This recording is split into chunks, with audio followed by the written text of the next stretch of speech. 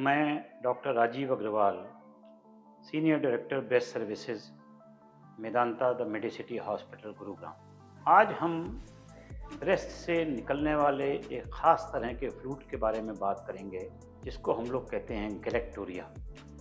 Galactorrhoea का मतलब है कि नॉन लैक्टेशनल स्टेज में जब बच्चा दूध नहीं पी रहा है, उस समय मिल्क जैसे सिक्रीशन अगर ब्रेस्ट से निकल रहे हैं तो वो एबनॉर्मल हैं और उसको हम लोग गैलेक्टोरिया कहते हैं। गैलेक्टोरिया के बहुत से कारण हो सकते हैं। एक तो कारण है जिसका कारण हमको पता नहीं है, इडियोपैथिक जिसको कहते हैं, जिसका कोई क्लियर कट कारण नहीं है। हम सारी दुनिया के टेस्ट कर लें लेकिन हमें कोई कारण नहीं पता लगता। दूसरा होता है कि कुछ हार्मोनल इम्बैलेंसेस हों, हाइपोथायराइडिज्म हो, तब गैलेक्टोरिया हो सकता है। तीसरा, पिट्यूटरी का एक ट्यूमर होता है जिसको पिट्यूटरी एडिनोमा कहते हैं।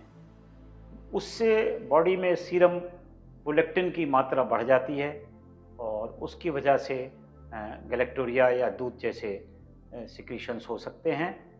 और एक जो है, जैसा मैंने कहा कि कुछ दवाएं लेने से, like tranquilliser, anti depressant long term लेने से गैलेक्टोरिया हो सकता है।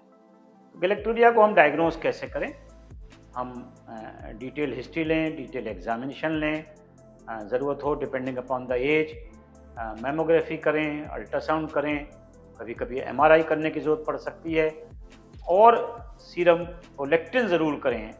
और अगर सीरम प्रोलैक्टिन बहुत हाई है तो हमें एक ब्रेन का एमआरआई करने की ज़रूरत पड़ सकती है, हमें ये देखने के लिए कि पिट्यूटरी का कोई ट्यूमर नहीं है।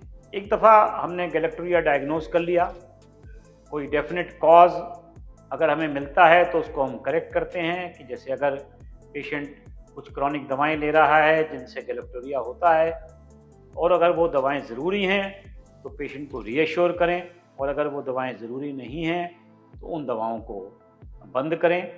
अगर पिट्यूटरी एडिनोमा है तो उसको डिपेंडिंग अपॉन पिट्यूटरी एडिनोमा की क्या सिचुएशन है, सर्जिकली या मेडिकली ट्रीट किया जाता है।